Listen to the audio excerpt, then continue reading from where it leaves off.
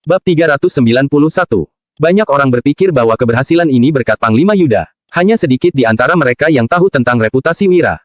Namun, siapapun yang berani mengusik Wira, baik faksi penasihat kiri dan kanan di kerajaan Nuala, maupun permaisuri dari istana bangsa Agrel, mereka semua akan dihancurkan atau bahkan seluruh keluarganya akan dibunuh. Radit berkata, kamu, Puff. Sosok yang telah menjadi temannya selama 10 tahun ini bahkan menyuruhnya untuk mati. Radit sontak menyemburkan darah dan tak sadarkan diri. Apa sebenarnya identitas dari bocah ini? Bagaimana bisa Kaisang mengatakan hal semacam itu setelah mereka berteman baik selama 10 tahun? Radit langsung pingsan karena sikap Kaisang yang berubah. Li Sun, kakak beradik dari keluarga Kuncoro, dan petugas patroli yang terlibat dalam kasus ini awalnya masih sangat bersemangat. Kini, mereka semua terdiam dan tampak sangat ketakutan. Kasus tersebut selesai dengan cepat. Setelah membawa Lestari dan Suryadi kembali ke toko besi, Wira mengambil alkohol dari kereta kuda untuk membersihkan luka luar mereka. Selain itu, Wira juga membawa dokter terbaik di kota untuk memeriksa luka dalam mereka. Lestari tidak terluka parah dan hanya sedikit flu. Dia akan membaik setelah mengonsumsi obat. Namun, Suryadi mengalami cedera parah akibat penyiksaan oleh Li Sun dan petugas patroli lainnya. Dia harus istirahat selama setengah bulan dan mengonsumsi obat. Setelah mengumpulkan obat-obatan yang dibutuhkan dan makan malam, mereka pun bersiap-siap untuk meninggalkan kota. Sembari berdiri di luar toko besi dan melihat ke arah jalan di sebelah kiri, Suryadi memandang dengan tatapan rumit di matanya. Wira bertanya dengan suara pelan. Lestari, ada apa ini? Lestari menjawab dengan suara pelan. Bibi Santi tinggal di sana. Pada awalnya, kami sudah mengirimkan mas kawin kepadanya dan mengatur pernikahan. Tapi, setelah ayah dipenjara, Bibi Santi mengembalikan mas kawin tersebut dan memintaku menyampaikan kepada ayah bahwa rencana pernikahan mereka harus dibatalkan. Rencana pernikahan mereka dibatalkan begitu saja. Ayah pasti merasa sedih. Lanjut Lestari. Paman ditolak. Ucap Wira seraya tertegun sejenak. Dia melangkah maju dan berkata, Paman, kalau kamu masih ingin menikahinya, aku bisa meminta Iqbal untuk membantumu menjelaskan masalah ini. Kalian seharusnya bisa melanjutkan pernikahan. Lupakan, kejadian ini justru memperlihatkan sifat aslinya. Kalau dia nggak memiliki perasaan untukku, nggak ada gunanya memaksakan pernikahan ini. Ucap Suryadi. Suryadi tersenyum sedih dan berkata dengan nada kelelahan. Lupakan masalah pernikahan. Kita akan kembali ke Dusun Darmadi. Kedepannya, Paman akan tinggal di sana untuk menua. Wira, Lestari, dan Suryadi naik ke kereta kuda dan meninggalkan kota. Melalui jendela kereta, Lestari bisa melihat veteran pasukan Zirah Hitam dan veteran lainnya. Lestari mulai merenung dan bertanya, Kak Wira, dari mana kamu mendapatkan begitu banyak pengawal yang terlihat seperti ahli bela diri? Berdasarkan kepribadianmu, setidaknya kamu akan membayar 4.000 gabak untuk satu orang. Dengan total 60 orang ini, totalnya akan menjadi 240.000 gabak per bulan, atau 2,88 juta gabak per tahun. Apakah kita sanggup membayar mereka? Suryadi juga merasa khawatir. Dengan begitu banyak orang ini, biaya makan mereka setiap tahunnya akan sangat besar. Wira tersenyum ringan sembari menjawab. Jangan mengkhawatirkan uang lagi ke depannya. Aku menghasilkan banyak uang selama pergi ke kota pusat pemerintahan Jagabu kali ini. Lestari bertanya, berapa banyak yang kamu hasilkan? Puluhan, jawab Wira. Suryadi bertanya, puluhan ribu gabak, ya, itu bahkan nggak cukup untuk gaji setengah tahunnya para pengawal ini. Wira menjelaskan, maksudku bukan puluhan ribu gabak, tapi puluhan miliar gabak. Kak Wira, apa kamu nggak sakit? Tanya Lestari. Wira pun menjawab. Aku nggak berbohong. Kamu benar-benar sakit, ujar Suryadi. Hal ini membuat Wira tidak bisa berkata-kata. Pergi sekali ke kota pusat pemerintahan Jagabu bisa menghasilkan puluhan miliar gabak. Apa kamu mengira, aku akan mudah tertipu seperti ketika masih kecil dulunya? Tanya Lestari. Wira berkata, Wira, puluhan ribu gabak sudah lumayan banyak. Siapa yang bisa menghasilkan puluhan miliar gabak dalam sekali perjalanan? Tanya Suryadi. Jawab Wira. Dia tidak tahu bereaksi seperti apa. Kereta kuda tiba-tiba berhenti, lalu suara Fandi pun terdengar. Tuan Wahyudi, Inspektur Istana, Kaisang, menghentikan kita dan ingin bertemu denganmu. Bab 392. Tatapan Wira berubah menjadi serius. Kemudian, dia menjawab. Aku nggak mau menemuinya. Begitu mengenali Wira, Kaisang langsung mengubah sikapnya dan mengabaikan persahabatan selama 10 tahun dengan Radit. Wira tidak tertarik untuk menemui orang licik yang realistis dan egois seperti Kaisang, apalagi berkenalan dengannya. Dia pun berkata, Ayo, jalan. Fandi mengayunkan cambuk untuk mengemudikan kereta kuda. Di luar jendela, Kaisang tampak panik. Dia buru-buru mengejar kereta kuda Wira sembari berkata, Tuan Wahyudi, ada beberapa pejabat tinggi dari ibu kota kerajaan yang menitipkan surat padaku untuk diserahkan kepadamu. Kereta kuda berhenti. Wira mengernyit sembari bertanya, Aku nggak mengenal siapapun di ibu kota kerajaan. Siapa yang menulis surat untukku? Meskipun Tuan belum pernah pergi ke ibu kota kerajaan, banyak pejabat tinggi di sana yang sudah lama mendengar namamu. Jelas Kaisang. Kaisang tampak memegang 3 surat di kedua tangannya. Kemudian, dia berkata, Ini adalah surat dari Tuan Kemal, Sang Penasihat Kiri, Tuan Suhendra, Sang Menteri Perang, dan Tuan Tirta, Sang Menteri Ritus. Suryadi dan Lestari tercengang. Penasihat Raja dan Menteri adalah sosok penting yang bisa bertemu dengan Raja. Bisa-bisanya mereka menulis surat untuk Wira. Sebenarnya, apa yang telah dilakukan Wira dengan pergi ke kota pusat pemerintahan Jagabu kali ini? Meski pasukan Zirah Hitam dan para veteran terkejut, mereka masih bisa memahami alasan Wira menerima surat ini. Wira telah berprestasi luar biasa sehingga wajar jika ada pejabat tinggi yang menulis surat untuk menyampaikan terima kasih. Apalagi, Yuda bahkan dianugerahi gelar Amangkurat Wutari. Aku sudah menerima suratnya, kamu boleh pergi, jawab Wira. Setelah menerima 3 pucuk surat, Wira melemparkannya ke dalam gerbong kereta dan melambaikan tangannya. Lestari bergegas ingin mengambilnya, tetapi tangannya sedang dibalut sehingga tidak bisa melakukannya. Suryadi segera mengambilnya, lalu mengelap ketiga surat itu dengan lengan bajunya yang bersih karena takut suratnya akan kotor. Ayah dan anak itu memegang ketiga pucuk surat dengan tangan gemetar. Seolah-olah sedang memegang sesuatu yang luar biasa. Di luar jendela, Kaisang menunjukkan ekspresi canggung. Kemudian, dia berkata, ketika aku melewati kota provinsi, ada orang yang menitipkan untuk menyerahkan sesuatu kepada Tuan Wahyudi. Siapa? Tanya Wira. Dia merasa gelisah. Saat ini, Wulan berada di rumah kakak laki-lakinya di Provinsi Jawali. Aku nggak bisa menyebutkannya di sini, jawab Kaisang. Kemudian, dia berbicara dengan suara pelan. Tolong Tuan Wahyudi turun sebentar supaya kita bisa membahasnya. Kalau nggak bisa, nggak usah disebutkan. Fandi, kembali ke dusun, ucap Wira. Dia kembali ke dalam kereta dan menurunkan tirainya, kereta kuda pun kembali melaju. Fandi mengayunkan cambuk untuk melanjutkan perjalanan. Sementara itu, Kaisang terdiam di tempat. Kaisang hanya ingin membuat Wira merasa penasaran, tetapi Wira malah tidak memberikannya kesempatan untuk berbicara. Kaisang berkata dengan suara pelan. Tuan Wahyudi, orang ini sangat penting bagimu dan berkaitan dengan masa depanmu. Wira menjawab dengan nada serius. Masa depanku tidak perlu kamu khawatirkan. Silakan pergi. Kaisang masih berusaha untuk menahan Wira, tetapi Rudi memblokirnya dengan pedang treksa. Konvoi kereta kuda perlahan meninggalkan tempat itu. Di dalam kereta, Lestari bertanya, Kak Wira, inspektur istana itu sepertinya ingin menyampaikan hal penting. Kenapa kamu nggak membiarkannya berbicara? Wira memicingkan matanya sembari menjawab. Kalau seseorang tiba-tiba mendekat secara misterius, dia pasti bukan ingin membahas hal baik. Orang-orang di sekitar Wira adalah orang terdekatnya. Kaisang bisa-bisanya memintanya turun dan berbicara berduaan dengannya. Jelas, pria ini memiliki motif tersembunyi. Ditambah dengan perkataan Farel sebelum pergi, Wira terpaksa harus lebih berhati-hati. Benar juga, jawab Lestari yang memahami maksud Wira. Kemudian, dia mengangkat ketiga pucuk surat sembari bertanya. Kalau begitu, kenapa kamu nggak mau membaca surat dari ketiga pejabat tinggi? Suryadi juga tampak mendesak. Bagaimanapun, itu adalah surat dari penasihat raja dan menteri. Lestari, kamu harus ingat baik-baik, ucap Wira. Kemudian, dia menghela napas dan melanjutkan. Ketika sosok hebat berusaha bersikap baik pada mereka yang lebih lemah, pasti hanya demi 2 hal, yaitu terus mengandalkanmu atau untuk memaksamu bekerja keras untuknya. Lestari dan Suryadi tampak ragu-ragu. Tuan Wahyudi, Wira tidak berbicara lebih banyak. Dia membuka ketiga pucuk surat dan membacakannya untuk kedua orang itu. Surat dari penasihat kiri memuji bakat Wira pada awalnya, lalu menasihatinya untuk tidak memiliki pikiran negatif terhadap istana yang belum memberinya penghargaan. Dia berjanji untuk berusaha keras memperjuangkan hak-hak Wira dan pada akhirnya, Kemal menyarankannya untuk terus memberikan nasihat dan kontribusi terhadap kepentingan besar negara. Surat dari Menteri Perang meminta saran Wira tentang strategi militer dan bagaimana menghadapi negara-negara musuh di sekitarnya. Surat dari Menteri Ritus mendorong Wira untuk segera mengikuti ujian agar bisa menjadi pejabat istana secepatnya. Suryadi dan Lestari tampak tercengang. Bab 393. Ketiga pucuk surat itu sama-sama menyebutkan prestasi besar Wira yang berhasil menembak mati Raja Tanui dan membantai 100.000 kavaleri bangsa Agrel.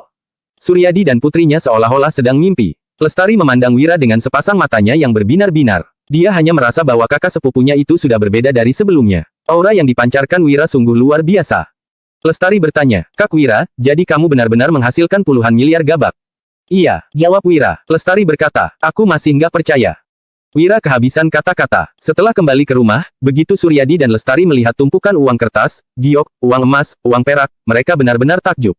Usai makan bersama, Wira mengumpulkan para petinggi dusun untuk melakukan rapat dan merencanakan berbagai permasalahan di desa, termasuk perkembangan selanjutnya untuk dusun Darmadi. Apakah dia menyadari niatku? Bisa-bisanya, dia bahkan nggak memberikanku kesempatan untuk berbicara, ucap Kaisang. Sembari mengernyit dan melihat konvoi kereta kuda pergi, Kaisang mengeluarkan sepotong giok putih dari lengan bajunya.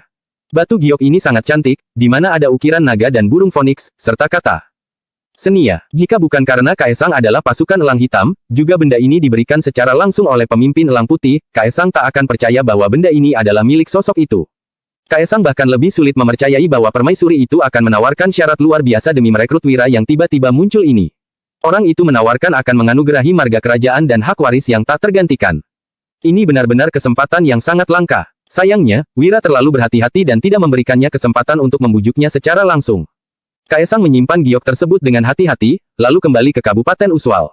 Setelah memasuki pengadilan daerah, Fadil menghampirinya dengan ekspresi ramah sembari berkata, "Tuan Kaisang, aku sudah menyiapkan sedikit anggur di restoran Karunia sebagai tanda terima kasih atas panduanmu pagi tadi." Sebagai seorang pemain lama di dunia politik, Fadil merenungkan semua yang telah diungkapkan Kaisang dan menyadari bahwa Wira adalah sosok yang tidak bisa diremehkan. Dengan konflik antara mereka dan pelajaran yang bisa diambil dari kejadian Radit, Fadil merasa khawatir dan tak akan bisa tidur nyenyak sebelum mengungkap rahasia di balik semua ini. "Terima kasih," ucap Kaisang. Lantaran ingin mengetahui situasi di Dusun Darmadi, Kaisang pun bersedia untuk ditraktir oleh Fadil. Kedua orang yang sama-sama memiliki motif tersembunyi itu pergi ke restoran Karunia. Perjamuan mewah seharga 200.000 gabak telah dipersiapkan. Setelah minum 3 ronde dan mencicipi 5 hidangan yang beragam.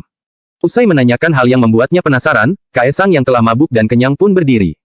Kemudian, dia berkata seraya menangkupkan tangan. "Tuan Fadil, aku sudah nggak sanggup minum lagi." Lantaran menyadari bahwa Kaisang hendak pergi, Fadil mengeluarkan sebuah kotak kecil dan meletakkannya di atas meja seraya berkata, "Mohon arahan dari Tuan Kaisang. Apa latar belakang dari Wira yang bisa membuat Tuan Iqbal begitu mendukungnya?" Begitu kotak kecil itu dibuka dan menunjukkan 5 batang emas. Kaisang segera meraihnya dan berkata, "Ada beberapa hal yang nggak boleh kamu ketahui. Tapi, aku akan memberimu sedikit peringatan. Dari mana dia kembali, serta apa yang terjadi di sana." Fadil tampak mengernyit dan merenungkannya. Kota pusat pemerintahan Jagabu dan invasi dari bangsa Agrel. Yuda yang berjasa dalam pertempuran besar itu. Dialah yang membunuh Raja Tanui dan membantai 100.000 kavaleri bangsa Agrel. Mungkinkah Wira berhasil mendapatkan dukungan dari Yuda? "Pikirkan perlahan," ucap Kaisang. Dia tersenyum, lalu pergi seraya membawa pergi kotak tersebut. Dia tak lupa mengingatkan. "Nggak masalah kamu bisa menebaknya atau enggak, yang terpenting adalah jangan mengusiknya. Kalau enggak, kamu akan berakhir seperti Radit. Nggak ada yang bisa menyelamatkanmu. Terima kasih atas arahan Tuan," ucap Fadil buru-buru. Dia menangkupkan tangan dan mengucapkan terima kasih. Wira ternyata mendapatkan dukungan dari Yuda. Pantas saja, dia berani begitu sombong dan mendominasi. Di rumah keluarga Wibowo, kamu tetap saja begitu gegabah. Bukannya sudah kusuruh untuk tetap tenang, tapi kamu malah membuat keributan di seluruh kota. Maki Dian. Setelah menerima kabar dari pengadilan daerah, suara Dian terdengar agak emosi, tetapi sudut bibirnya malah terangkat. Wira benar-benar mendominasi. Dia terus maju dengan keberanian, dan tidak ada trik jahat yang bisa menghentikannya. Pria itu memang luar biasa. "Kak, kenapa kamu tersenyum? Kamu terlihat sangat gembira." Tepat pada saat ini, seorang bocah laki-laki berusia 8 tahun berlari mendekat dengan wajah polos. Air liurnya bahkan terlihat mengalir. "Joshua, kali ini kakak bertemu dengan seseorang yang sangat baik ketika bepergian," jawab Dian. Dia mengusap air liur di sudut mulut adiknya, lalu memeluknya sembari berkata, "Apakah kamu ingin pergi bersama kakak? Kita bisa bersama orang itu." "Bersama orang itu? Apakah dia adalah kakak ipar yang kakak carikan untukku?"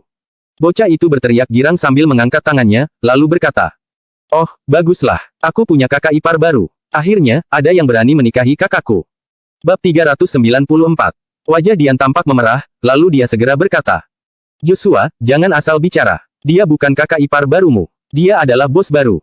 Joshua menggeleng sembari berkata, "Aku nggak mau bos baru. Aku ingin kakak ipar. Setelah punya kakak ipar, nggak akan ada yang menghina kakak sebagai pelakor lagi, apalagi mengatakan kakak nggak laku." "Joshua, nggak masalah kalau kakak nggak laku. Kakak bisa menemanimu selamanya." Sambil memeluk adiknya, Dian tampak tersenyum getir dan berekspresi sedih. Sebagai seorang wanita yang sudah menikah 3 kali, meskipun anggota keluarga Wibowo terlihat menghormati Dian, sebenarnya ada banyak gosip yang beredar. Di hadapan adik Dian yang cacat mental, orang-orang akan melontarkannya tanpa ragu. "Baiklah, dengan ditemani kakak, aku nggak akan ditindas lagi." Joshua bersorak girang sambil bertepuk tangan. Sementara itu, sorot mata Dian tampak serius. Dia bertanya kepada Joshua, "Siapa yang menindasmu lagi? Cepat beritahu kakak, apakah Paman Supri?" "Bukan, bukan," jawab Joshua yang terlihat ketakutan. Dia melambaikan tangannya seraya berkata, "Kak, Paman Supri nggak menindasku. Paman Supri nggak mendorongku ke dalam sumur. Dia bukan ingin menenggelamkanku. Jangan pergi mencari Paman Supri, ya. Dia akan mendorongmu ke dalam sumur." Usai mengatakan itu, Joshua pun mulai menangis. Wajahnya tampak berlinang air mata. Raut wajah Dian penuh dengan kesedihan. Tepat pada saat ini, pintu perlahan terbuka. Seorang pria parubaya berjalan masuk. Dia mengulurkan tangannya ke arah Joshua dan bertanya, "Kenapa kamu menangis seperti ini?" "Paman Supri, aku nggak memberi tahu kakak. Jangan mendorongku ke dalam sumur lagi." Wajah Joshua menjadi pucat dan dia bersembunyi di belakang Dian. Sekujur tubuhnya tampak gemetaran. Sorot mata Dian yang indah terlihat sangat dingin. Dia menatap pria parubaya itu lekat-lekat dengan tatapan penuh niat membunuh. Pria ini adalah paman keduanya, Supri Wibowo. Setelah orang tua mereka meninggal, Dian dan Joshua hanya saling bergantung hidup satu sama lain. Sementara itu, Supri selalu mendambakan harta keluarga. Sejak kecil, entah berapa banyak trik yang telah digunakan Supri untuk membahayakan nyawa Dian dan Joshua. Untungnya, Dian memiliki bawahan yang kompeten di bawahnya. Jika tidak, nyawanya dan Joshua pasti sudah direnggut sejak lama. Supri tersenyum canggung sembari berkata, Dian, jangan dengarkan perkataan anak kecil. Dia adalah keponakanku, jadi bagaimana mungkin aku akan mencelakainya. Lagi pula, kalau sesuatu terjadi pada Joshua, kamu pasti akan menyalahkan paman setelah pulang. Paman Supri, katakan yang jelas. Seru Dian. Dia memandang Supri dengan sinis seraya berkata. Sejak kecil, berapa kali kamu sudah mencoba membahayakan kami? Aku tahu semuanya dengan jelas. Kali ini, ketika sesuatu terjadi padaku di Ispohan, bagaimana mungkin kamu nggak mencelakai Joshua? Sekarang, Joshua belum mati pasti karena kamu menerima kabar keselamatanku, lalu segera menyelamatkannya dari sumur, kan? Tanya Dian. Dian, kamu punya prasangka yang sangat dalam terhadap paman. Kamu menganggap paman terlalu jahat. Supri menggelengkan kepalanya dengan wajah penuh emosi, seolah-olah dia sangat terluka. Paman Supri, aku mengenalmu dengan sangat baik, ucap Dian. Dia mencibir pelan, lalu menimpali.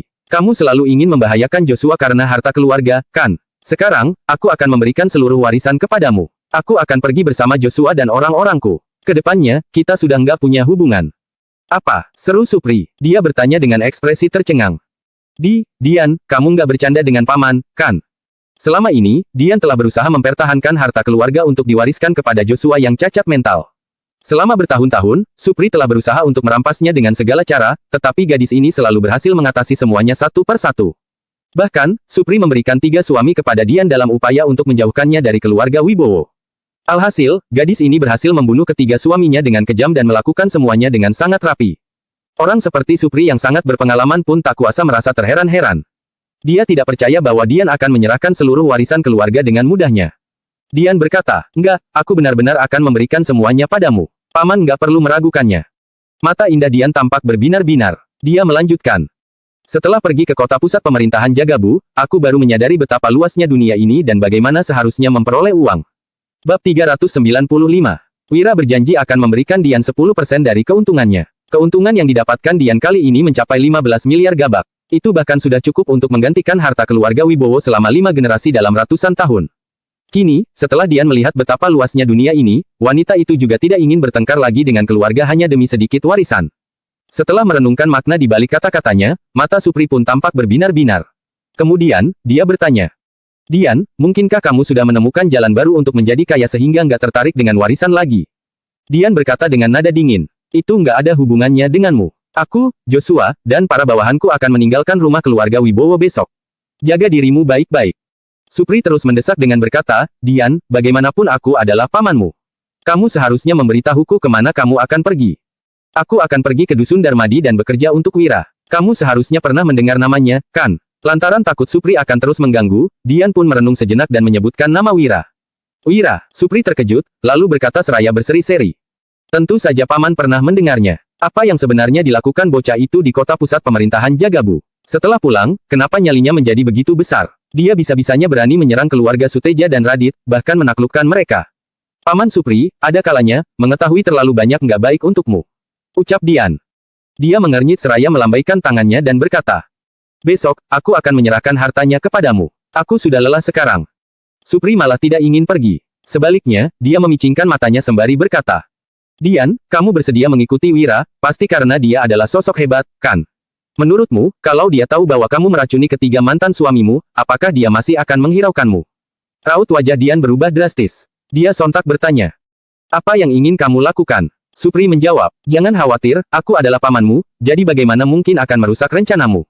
Supri terkekeh-kekeh sembari berkata, kamu rela menyerahkan warisan dan mengikuti Wira, itu artinya dia sangat percaya padamu, kamu juga pasti tahu rahasia besar yang membuatnya menghasilkan uang. Seingatku, sabun dan gula kristal berhubungan dengan Wira. Paman nggak minta banyak, cukup berikan satu resep rahasia untukku, maka paman nggak akan merusak rencanamu. Paman akan membiarkanmu pergi dengan Wira. Bagaimana? Tanya Supri. Dian sangat murka, dia benar-benar tidak menyangka bahwa Supri ternyata begitu serakah. Setelah mendapatkan warisan, dia masih enggan melepaskan Dian. Bisa-bisanya Supri menyuruh Dian untuk mencuri resep rahasia Wira. Dia benar-benar sangat serakah. Pikirkan baik-baik, setelah itu baru jawab Paman, iya. Jangan pergi tanpa pamit. Kalau enggak, Paman akan pergi ke Dusun Darmadi dan mengajak Wira mengobrol. Ancam Supri. Dia tertegun sejenak, lalu segera pergi dan sana. Dian terpaku di tempat. Air matanya mengalir dan ekspresinya sangat menderita. Kak, jangan menangis. Ucap Josa. Bocah itu memeluk Dian sembari berkata, kakak adalah orang baik, kakak enggak akan membunuh kakak ipar. Paman Supri adalah orang jahat. Aku enggak mempercayai kata-katanya. Dian memeluk adiknya seraya menangis dan berkata, Joshua, kita nggak jadi pergi ke Dusun Darmadi, kita tinggal di sini untuk mengurus bisnis keluarga. Dian tidak ingin mencuri resep rahasia Wira, apalagi membiarkan Wira mengetahui masa lalunya. Dian terpaksa memutuskan hubungannya dengan Wira. Wanita seperti Dian hanya akan menjadi kelemahan jika menetap di sisi pahlawan seperti Wira. Di rumah bata barunya Danu, Mary bergumam dengan tidak senang. Aku adalah perampok gunung, bukan warga Dusun Darmadi. Kenapa malah mengajakku untuk ikut rapat? Setelah datang ke Dusun Darmadi, dia dikurung di rumah baru ini. Kondisi di dalamnya masih cukup baik. Akan tetapi, Mary yang terbiasa hidup bebas di pegunungan, kesulitan untuk beradaptasi dengan kehidupan terbatas seperti ini. Aku lihat, kamu terus menggaruk dinding sepanjang hari, jadi mengira kamu ingin keluar. Itu sebabnya aku mengajakmu. Kak Wira mengatakan bahwa kamu boleh ikut. Kalau nggak mau pergi, lupakan saja, ucap Danu. Pria itu mengernyit, lalu berbalik dan siap untuk menghadiri rapat. Aku akan ikut. Mana mungkin aku takut dengan kalian. Seru Mary.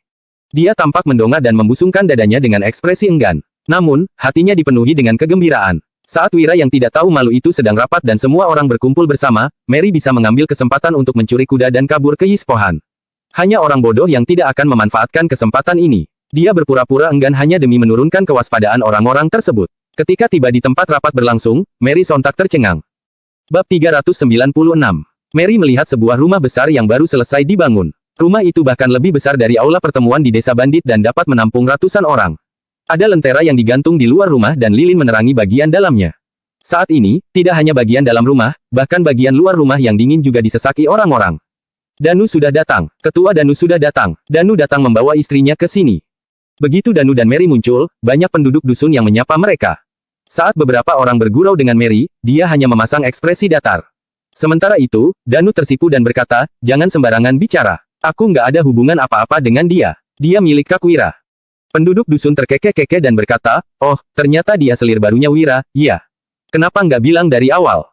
Mary merasa malu dan kesal. Dia ingin berteriak keras-keras, siapa yang mau jadi selir pencuri tak tahu malu itu. Namun, dia takut membuat keributan, lalu perhatian orang-orang akan tertuju padanya. Hal ini akan mempersulit rencana melarikan dirinya. Ujar Dian dengan ragu. Dian ingin menjelaskan, tetapi dia tidak tahu bagaimana harus memperkenalkan identitas Mary. Saat kembali waktu itu, Wira telah berpesan untuk merahasiakan identitas Mary sebagai bandit yang disandera. Jika tidak, akan terjadi kepanikan di dusun. Nggak perlu malu, Wira sangat cakap, jangankan mengambil satu selir, mengambil 8-10 selir juga bukan hal yang aneh. Gadis ini punya payudara besar, bokong penuh, dan sangat energik. Dia pasti sangat subur. Ya, Wulan sampai sekarang belum hamil, biarkan gadis ini melahirkan seorang anak bagi Wira. Para penduduk dusun sibuk berkomentar. Mary menggertakkan gigi dan mengepalkan tangan, lalu mencari parangnya sesuai kebiasaan. Sekarang, dia benar-benar ingin mengambil parangnya dan memberitahu para penggosip ini bahwa dia bukanlah selir pencuri tak tahu malu itu. Dia juga tidak mungkin mau melahirkan anak untuknya, selain itu, Mary juga akan mencari kesempatan untuk menundukkan pencuri itu dan memberinya pelajaran. Dia akan membuat pria itu tahu bahwa wanita sama sekali tidak boleh diremehkan. Danu dan Mary memasuki rumah, lalu menghampiri para veteran pasukan Zirah Hitam dan para prajurit veteran lainnya. Tidak lama kemudian, terdengar sorakan dari luar rumah. Wira sudah datang. Kak Wira ada di sini. Kak Wira benar-benar hebat. Dia menyelamatkan Kak Lestari dan Paman Suryadi di kota. Luka Lestari nggak parah, kan? Kenapa Kak Wira nggak istirahat saja di rumah dan malah datang untuk rapat? Para penduduk yang berada di luar menyuarakan komentar mereka dengan ramai. Sementara itu, orang-orang yang duduk di dalam rumah berdiri, lalu maju untuk menyapa Wira. Mereka semua terlihat gembira dan perhatian pada Wira. Wira juga menyapa semua orang dengan senyuman ramah. Mary tanpa sadar berdiri. Saat melihat penduduk dusun tertawa dengan tulus, hatinya sontak bergetar. Dia dan kakaknya juga didukung oleh banyak orang di Yispohan, tetapi itu karena sebagian besar bandit itu takut pada mereka. Namun, para penduduk dusun ini tampaknya mendukung pencuri tak tahu malu itu dengan tulus. Apa yang sudah dilakukan si pencuri ini hingga membuat begitu banyak penduduk dusun mendukungnya seperti ini? Setelah menyapa semua orang serta mencarikan tempat duduk bagi pamannya dan Lestari, Wira berdiri di tengah ruangan. Dia melihat ke sekeliling dan berkata sambil tersenyum. Oke, waktu gosip sudah selesai. Sekarang saatnya kita mulai rapat dan bahas bisnis. Kali ini, aku ingin membuat rencana 5 tahun, tapi, sebelum itu, ada yang harus kita lakukan seperti biasa. Bab 397. Mendengar ucapan Wira, banyak penduduk dusun yang langsung bersemangat dan tidak sabar. Mary bertanya dengan penasaran, apa maksudnya itu? Bagi gaji dan bonus, jawab Danu singkat. Setelah itu, dia maju untuk membantu Wira. Mary mengerucutkan bibir kecilnya dan berkata, rupanya mau bagi hasil rampasan, nggak heran semuanya begitu bersemangat. Saat dia dan saudara-saudaranya mendapatkan untung besar dan mau membagi hasil rampasan di desa bandit, mereka semua juga sangat bersemangat. Berhubung Wulan dibawa pergi oleh Harsa, laporan pencatatan jangka pendek diserahkan pada Agus. Wira membuka laporan pencatatan, lalu meminta seseorang mengeluarkan uang untuk membayar gaji dan bonus. Agus berdiri di belakang Wira dengan tangan di belakang punggung. Wajahnya terlihat sangat bangga. Sejak Agus diserahi tanggung jawab atas sekolah malam dan mengambil alih tugas pembuatan laporan pencatatan, dia seperti mendapatkan kembali martabatnya sebagai kepala keluarga. Dia mendapatkan kembali rasa superioritas sebagai pemimpin di dusun seperti sebelumnya. Namun, dia tidak berani bersikap sombong di hadapan Wira. Lagi pula, berbagai masalah yang baru-baru ini terjadi menjadi pelajaran bagi Agus. Radit yang kini sudah dilengsarkan selalu menjadi pengingatnya untuk bekerja dengan sejujurnya. Kak Wira, ikan yang kami tangkap nggak banyak karena cuacanya dingin, lalu sabun juga belum terjual. Jadi, kami nggak perlu bonus, selama gajinya cukup untuk dipakai makan, itu sudah cukup. Ya, jangan bagi terlalu banyak, asalkan semua orang nggak kelaparan saja. Kamu masih harus menjadi pedagang garam, itu akan membutuhkan banyak uang. Kami nggak bisa memberimu beban yang terlalu besar. Penduduk dusun mengemukakan pendapat mereka yang sehati. Semua orang tahu berapa banyak ikan yang dijual setiap hari. Makanan di kantin juga sangat enak, jika dihitung-hitung, sepertinya Wira malah rugi, hati manusia pada dasarnya penuh belas kasih. Wira sudah memperlakukan mereka dengan sangat baik, bagaimana mungkin mereka masih bisa serakah? Selain itu, mereka juga takut Wira akan bangkrut, lalu semua orang akan kembali menjalani kehidupan yang sulit. Jadi, semua orang berdiskusi dan mengambil keputusan untuk meminta gaji mereka dikurangi. Wira tersenyum hangat dan berkata, jangan khawatir, semuanya. Sabun memang belum terjual, tapi bukan berarti nggak akan terjual. Kali ini, aku juga mendapat uang dari kota pusat pemerintahan Jagabu. Sekarang, kita mulai bagi gaji seperti yang dijanjikan. Iya, Kak Wira juga mendapatkan uang di kota, jadi jangan khawatir. Tambah beberapa pemuda dari tim pengawal yang kembali ke dusun. Pada hari-hari terakhir sebelum mereka meninggalkan kota, ada banyak orang yang datang mengantarkan uang ke rumah Wira sepanjang hari. Meskipun mereka tidak mengetahui jumlah pastinya, mereka semua tahu bahwa Wira telah menghasilkan banyak uang. Setelah pulang, setiap orang yang mengikuti Wira diberi 1 juta gabak dan gaji mereka juga naik menjadi 3.000 gabak. Mendengar ucapan Wira dan pemuda itu, penduduk dusun merasa lega. Kemudian, pemuda dari tim pengawal membawa kotak uang yang berisi 90% koin perunggu dan 10% uang perak.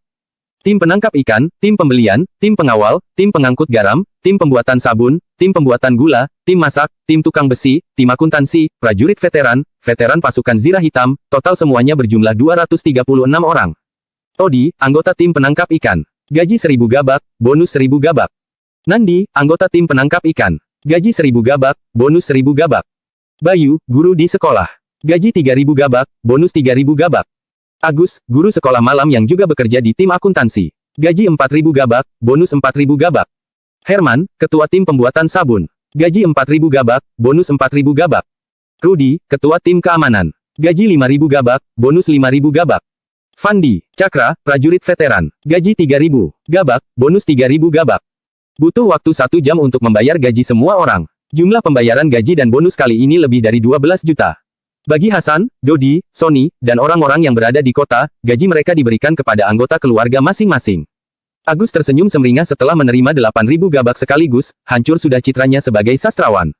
Orang yang paling menyedihkan adalah Bayu. Dia telah bekerja keras selama sebulan dan mendapatkan 6.000 gabak. Namun, sebelum dia bisa menikmati hasil kerja kerasnya, ayahnya sudah mengambilnya. Agus berkata bahwa dia akan menyimpankan uang itu bagi Bayu sebagai modal untuk menikah di masa depan. Para veteran pasukan Zirah Hitam dan prajurit veteran lainnya paling bersemangat. Mereka pernah mendengar bahwa Tuan Wahyudi membagikan gaji di awal bulan. Akan tetapi, mereka tetap merasa takjub saat benar-benar menerima uang itu secara langsung. Suryadi dan Lestari masih sedikit tidak rela, tetapi mereka bisa memahami dan menerima kebijakan Wira ini. Bagaimanapun, orang-orang akan berkumpul di mana ada uang. Jika tidak memberikan uang, siapa yang mau bekerja untukmu? Mary tercengang melihat semua ini. Di desa asalnya, meski mereka mendapatkan uang tanpa modal, mereka juga tidak pernah membagi-bagikan uang seperti ini. Bab 398. Pembayarannya sebulan sekali, jadi jumlah yang harus diberikan setahun lebih dari 100 juta. Pencuri ini sungguh boros. Sebagai ketua kedua desa bandit, Mary sering menjumpai orang-orang miskin yang akhirnya menjadi penjahat. Dia memahami situasi rakyat jelata. Di pedesaan, ada saja orang yang bersedia bekerja meskipun tidak dibayar selama mereka diberi makanan. Pantas saja Jamal mengatakan bahwa Wira adalah pria kejam dan licik, tetapi juga baik hati. Pencuri ini memberikan begitu banyak uang kepada para penduduk dusun. Selanjutnya kita beralih ke kegiatan kedua, mengajukan usul. Ujar Wira. Dia melihat ke sekeliling dan tersenyum, lalu berkata, seperti biasa, kalau usul yang diberikan seseorang itu bagus, yang lainnya tepuk tangan, iya. Orang yang usulnya kurang bagus juga diberi tepuk tangan biar semangat. Oke, ayo mulai. Plok, plok, plok. Ini adalah bagian favorit penduduk dusun. Tiap-tiap orang bertepuk tangan dengan antusias dan mengangkat tangan untuk memberi usul. Wira mulai memilih. Penduduk dusun terpilih berdiri di panggung tinggi dan menyampaikan pendapat mereka di depan semua orang. Ada yang tergagap-gagap, ada yang dipenuhi kejengkelan, dan ada pula yang malu-malu.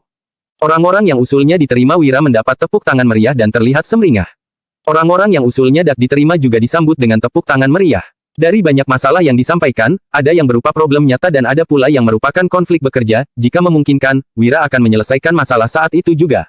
Bagi permasalahan yang tidak memungkinkan untuk langsung diselesaikan, Wira menjelaskan situasinya atau menyimpannya untuk diselesaikan di lain waktu. Wira juga menyampaikan beberapa masalah, lalu meminta orang-orang untuk berdiskusi dan memberikan ide. Banyak orang memberikan banyak ide, jadi banyak masalah pun terselesaikan, suasana di sana juga makin ramai. Para veteran pasukan Zirah Hitam dan prajurit veteran lainnya juga berpartisipasi. Bahkan, Mary yang pemarah juga tidak bisa menahan diri untuk mengungkapkan pendapatnya saat dia terjebak dalam beberapa masalah. Inisiatif Mary juga membuatnya mendapat tepuk tangan meriah. Hal itu membuat Mary tersipu dan jantungnya berdegup kencang. Dia juga sampai lupa bahwa dia ingin mengambil kesempatan untuk menyelinap keluar dan kabur. 3 jam kemudian, 90% masalah telah terselesaikan, hanya menyisakan 10% yang masih belum terselesaikan. Wira kembali bertanya, gimana perkembangan di sekolah dan sekolah malam? Sekolah malam, tanya Mary dengan bingung sambil menoleh ke sampingnya. Danu menjelaskan, sekolah itu tempat anak-anak belajar dan sekolah malam itu tempat orang dewasa belajar. Kak Wira ingin semua orang di dusun bisa menulis dan berhitung. Mary tercengang, menginginkan penduduk dusun bisa menulis dan menghitung. Apa yang dipikirkan pencuri itu? Memangnya dia pikir semua orang memiliki kualifikasi untuk belajar? Agus maju dan berkata, semua orang dewasa di sekolah malam sudah bisa menulis nama mereka. Ada yang sudah bisa mengenali 100 kata, tapi ada juga yang baru mengenali 10 kata sederhana. Belum banyak yang bisa berhitung. Bayu juga maju dan berkata, perkembangan anak-anak juga sama. Sejak Wulan pergi, Agus dan Bayu bertanggung jawab atas pendidikan di dusun Darmadi. Mereka mengajari orang dewasa dan anak-anak membaca dan berhitung, banyak penduduk dusun yang menundukkan kepala malu. Mereka sanggup bekerja keras, tetapi menyuruh mereka belajar membaca, menulis, dan berhitung, bagi mereka itu terlalu sulit. Wira tersenyum dan berkata, orang-orang yang bisa mengenali lebih dari 50 kata dan hitung-hitungan sederhana, majulah. 3 pemuda maju dengan malu-malu. Mereka adalah Nandi dari dusun Darmadi, serta Pino dan Jimmy dari dusun Gabrata. Nandi bisa mengenali 103 kata, Pino mengenali lebih dari 80 kata, dan Jimmy bisa mengenali lebih dari 50 kata. Ketiganya juga bisa melakukan aritmetika sederhana. Lumayan, belajar terus yang rajin. Uji Wira. Untuk menyemangati mereka, Wira melanjutkan. Sekarang, kita punya beberapa toko di kota. Setelah kalian mengenali 500 kata dan sudah lebih pandai berhitung, kalian akan kubawa untuk bekerja di kota. Nanti, gaji kalian akan naik jadi 50.000 sebulan. Ketiganya menjadi sangat bersemangat. Dengan gaji 50.000 gabak, itu artinya level mereka setara dengan Hasan. Jumlah itu sungguh fantastis di dusun. Selain itu, bagi penduduk dusun, kota adalah tempat legendaris tempat mereka bisa melihat dunia. Mata beberapa penduduk dusun sontak berbinar. Mereka bertekad untuk rajin belajar supaya bisa mendapatkan 50.000 gabak sebulan. Bayu hendak berkata bahwa dia juga ingin bekerja di kota dan mendapatkan gaji 50.000 sebulan. Namun, saat melirik ayahnya di samping, dia menutup mulutnya lagi karena takut dipukuli. Setelah itu, Wira langsung membahas inti rapat dengan berkata, sekarang, ayo kita bicarakan tentang rencana 5 tahun. Kak Wira, apa itu rencana 5 tahun? Para penduduk dusun, veteran pasukan Zirah Hitam, dan juga Mary menjadi penasaran. Wira menjelaskan, rencana 5 tahun itu rencana perkembangan desa kita dalam 5 tahun ke depan. Bab 399. Semua orang di sana saling memandang dengan kaget. Rakyat biasa umumnya tidak memiliki rencana jangka panjang. Jangankan 5 tahun, bahkan tidak ada orang yang terlalu memikirkan bagaimana kehidupan akan berjalan dalam 6 bulan atau 1 tahun ke depan. Bertani di ladang merupakan mata pencaharian utama penduduk. Jika panen musim berikutnya tidak bagus, mereka mungkin tidak dapat bertahan hidup. Kalaupun panen bagus, setelah pajak dibayar, uang yang tersisa juga tidak banyak.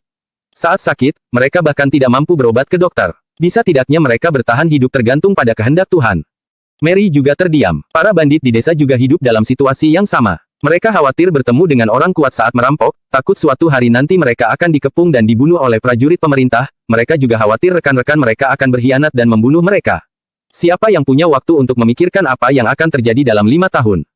Kita nggak usah bicarakan rencana keseluruhan untuk 5 tahun ke depan dulu. Ujar Wira.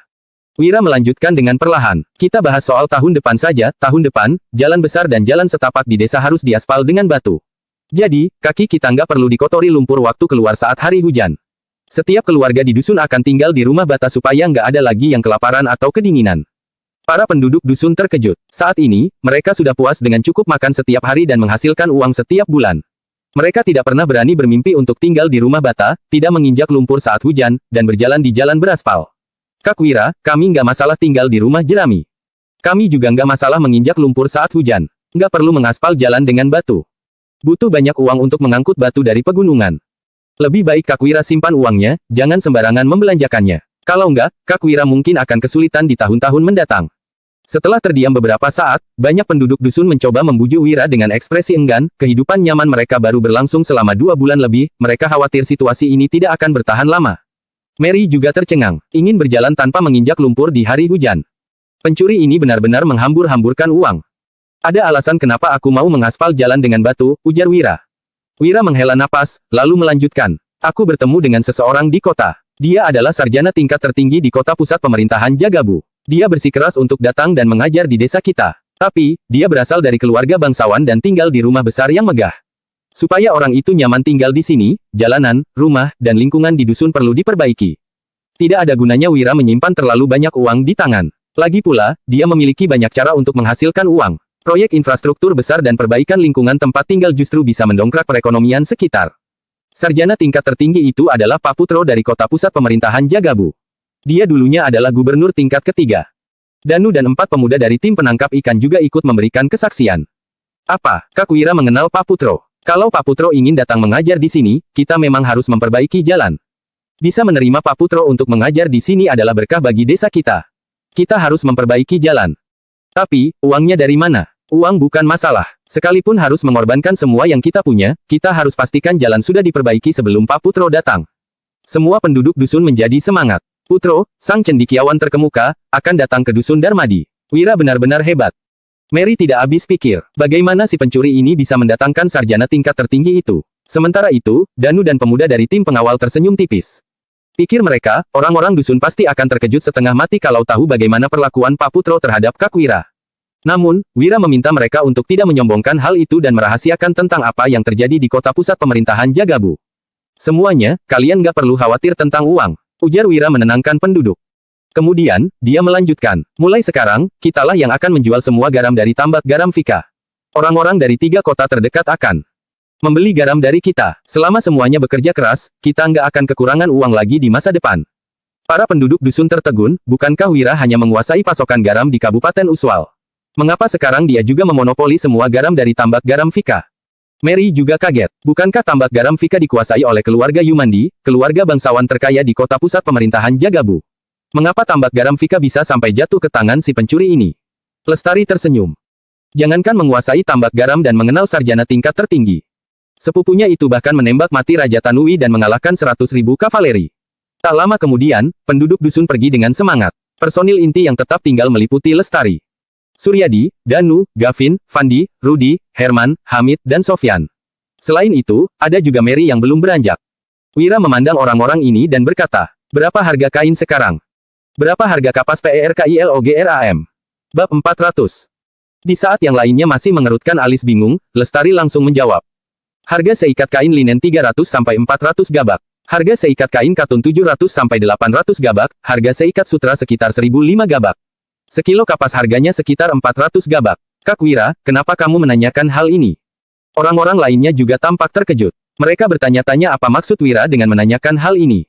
Wira mengerutkan alis dan berkata, apa kalian pernah perhatikan, semua orang yang datang ke rapat tadi nggak memakai pakaian yang cukup hangat.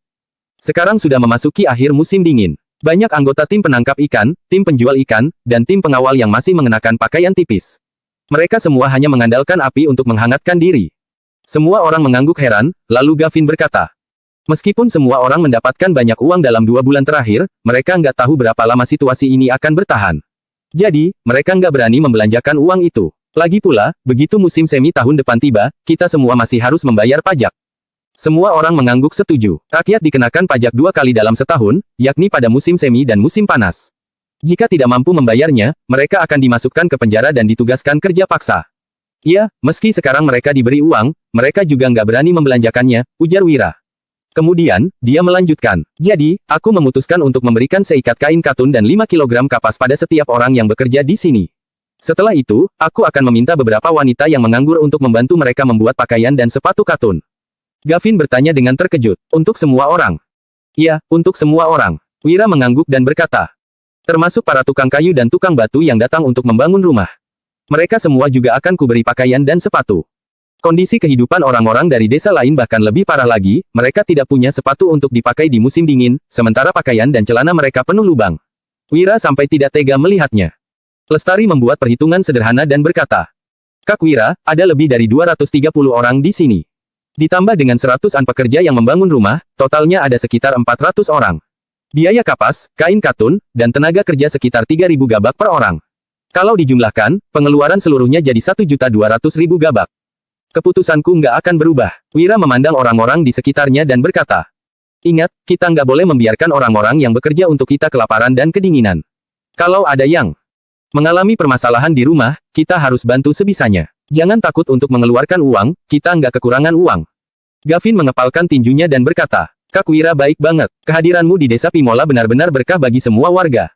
Mary diam-diam menggertakkan giginya dan membatin, kamu nggak kekurangan uang, tapi kamu masih merampok uang kami, benar-benar nggak tahu malu. Si pencuri kecil ini cukup baik kepada orang miskin. Namun, dia begitu kejam terhadap Mary dan saudara-saudaranya di Ispohan. Berhentilah menyanjungku, ujar Wira. Kemudian, Wira melanjutkan sambil tersenyum. Kita akan membangun banyak rumah tahun depan, jadi kita membutuhkan banyak tempat pembakaran batu bata. Pergilah ke dusun terdekat dan cari beberapa orang miskin. Minta mereka bekerja sama untuk mendirikan tempat pembakaran, kalau mereka nggak ada modal, kita akan meminjamkan mereka uang tanpa bunga. Kalau ada masalah, kita akan bantu mereka selesaikan. Aku mengerti. Gavin mengangguk berulang kali. Dia tahu bahwa Wira ingin memberikan bantuan kepada penduduk dusun terdekat. Wira menoleh dan berkata, satu hal lagi, panggil 10 orang untuk membantuku mengangkut pasir di tepi sungai. Orang-orang saling memandang dengan heran, tidak tahu apa yang akan dilakukan Wira dengan pasir itu. Namun, tidak ada yang bertanya. Rapat pun resmi berakhir dan semuanya bubar. Wira tiba-tiba berkata, Mary, tunggu sebentar. Mary menghentikan langkahnya sambil mengerutkan alis. Lestari yang sudah hampir keluar ruangan sontak menoleh dan menatap wanita cantik itu. Tadi di depan pintu, Lestari samar-samar mendengar seseorang berkata bahwa wanita itu adalah selir sepupunya. Lestari mengomel dalam hatinya, Kak Wira nakal. Kak Wulan baru pergi beberapa hari, Kak Wira sudah mau mengambil selir. Danu, Fandi, dan Rudy yang mengetahui identitas Mary juga tetap tinggal. Namun, Wira melambaikan tangannya, lalu ketiganya pergi dengan cemas. Kini, hanya tersisa 2 orang di ruangan yang luas itu. Mary mendongakkan wajah cantiknya dan berkata, pencuri, nyalimu besar sekali, berani berduaan di ruangan yang sama denganku. Apa kamu nggak tahu, aku bisa membunuhmu dengan mudah. Wira tersenyum kecil dan berkata, coba saja, kita lihat apakah kamu bisa membunuhku. Kamu, seru Mary pada Wira. Mary benar-benar ingin mencobanya, tetapi dia tiba-tiba teringat dengan peringatan Jamal dan berkata, apa ada anak buahmu yang sembunyi di sini? Saat itu, Jamal menjumpai Wira sendirian, lalu tiba-tiba saja dia sudah masuk ke dalam jebakan Wira. Dinilai dari kelicikan si pencuri ini, bagaimana mungkin dia akan menemui Mary sendirian?